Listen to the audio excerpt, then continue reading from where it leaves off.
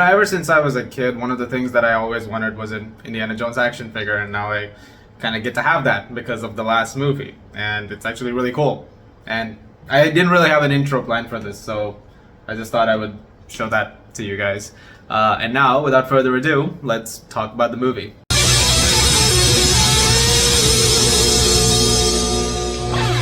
15 years after Kingdom of the Crystal Skull released, we finally have a new Indiana Jones movie, but this one will be the last one, The Dial of Destiny, which releases in theaters this week, and is a film that once again brings back Harrison Ford for one last rodeo, this time with his goddaughter, Helena Shaw, played by Phoebe Waller-Bridge, as they have to find an ancient dial that was made by Archimedes, and it could possess some really great power, and some Nazis that still prevail want it. This one is being led by Mads Mikkelsen, and they have to get to it before the Nazis do and cause some really great catastrophe. Indiana Jones is something that I've talked about on the channel before because Raiders of the Lost Ark, which I reviewed a couple of years ago for its 40th anniversary, is one of my favorite movies of all time.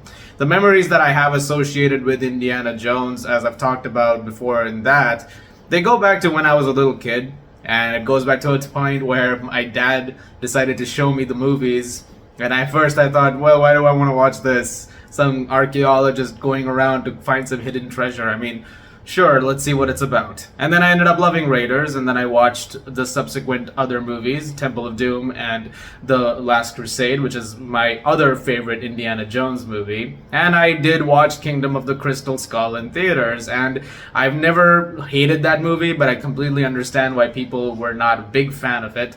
But when it comes to the Indiana Jones movies, the first and third ones are among my favorites, and I actually really love this series. I love Harrison Ford as the character. I think there's a lot to take from it, which is genuinely really, really awesome. And so, naturally, there's a nostalgic side of it going into Dial of Destiny, and I am kind of in a situation once again this month where I am somewhat baffled by some of the reactions that have been going on in regards to a movie. I'm going to talk more about this as the video progresses, but having seen the movie, I can honestly say I quite enjoyed it. I actually managed to take my family to this screening, and they can attest to the fact that they really enjoyed it as well. It was nice watching it with my dad because obviously there is that nostalgic feeling to it, and to be able to come around full circle to be watching Dial of Destiny was really great. But beyond that, I had a very good time with the movie because it decided to do some things with the character that I've been wanting to see for a long time, especially when it came to legacy and dealing with sort of the aftermath of certain things. Sometimes when you're so caught up in moments with characters as they're in the middle of the action, you can lose out on some of those character beats, things that transform them, that make them who they are. And in the case of a movie like The Dial of Destiny, which is taking place at a point where Indy has been through enough, he's wanting to retire, he wants to kind of get away from that life, I think there is something really humane about that, and I mean something very mature about it. And it manages to tackle some emotional beats that I thought were very impactful. And Harrison Ford is once again awesome in the role. I think one thing that really comes through when you watch all 5 movies back is that there is a love for this character that Ford has that is truly unparalleled. It really feels like every time he's in that iconic getup with the hat on and with the whip, it's just you feel like there is something really powerful to that, and once again you feel that throughout every second when he's on screen in this one. And despite the fact that he's a lot slower in this movie compared to something like, say, Raiders or even The Last Crusade, he's very much still got it, and it was great seeing him in the role one last time. And just as good is Phoebe Waller-Bridge. I thought she was really great as Helena. I think she added something to the movie that was also really, really fun and entertaining. And I really liked her presence. I think Phoebe Waller-Bridge is one of the great talents that we have. I've loved everything that she's made, and I think she's a very versatile writer as well, and an actor. And so that continues to be the case. I thought Mads Mikkelsen was a pretty fun villain. He played a Nazi villain. When you watch the Indiana Jones movies, you kind of expect something when it comes to the villains, and once again that seems to be the case when you're watching this one, and that very much stays here. But one thing that I really liked in this movie, and it's going to be a point of note which I'm going to go forward with, is James Mangold as a director. I think he did a really good job. This is obviously a big thing to do because Steven Spielberg has done the first 4 movies. And so naturally, someone else coming in to take over and make the big final movie, it's a big challenge. It's a thing that's going to have so much scrutiny and public perception, and there's going to be a lot of comparison points as to how he's doing it compared to Spielberg. But I find myself in a strange position because I don't really want to do that. I want to look at Mangold doing Mangold. I think at the end of the day, I'm more concerned with what he's bringing to the table rather than trying to emulate a Spielberg movie. Because if it goes that way, then the criticism becomes he's trying too much to be like Spielberg. But if he does his own thing, and I think he's very good at doing his own thing, especially with movies like 3:10 to Yuma, Logan, Ford v Ferrari, then I think that he can do a great job. And I do think that he did a pretty solid job over here. I don't think the action is as good as some of the other movies he's directed before. There are moments where it does feel a little choppy at times, but there are some standout sequences nonetheless. There's a couple of them, like the big sequence involving a parade and a horse, which I thought was really, really fun. There's a big sequence later on in the movie that I'm not gonna try and spoil for you guys, that is also really, really crazy. And so I think in those sequences he manages to really make his director prowess shine. The sequence which involves de-aging I thought was really fun as well. Sometimes the visuals over there could be a little like wonky, like you could tell like some backgrounds were CGI. And if you're somebody who is a practical person, like, you watch the other movies and you go, okay, that's not special effects as much as over here where you can really tell at times when there's a green screen in a moment or two.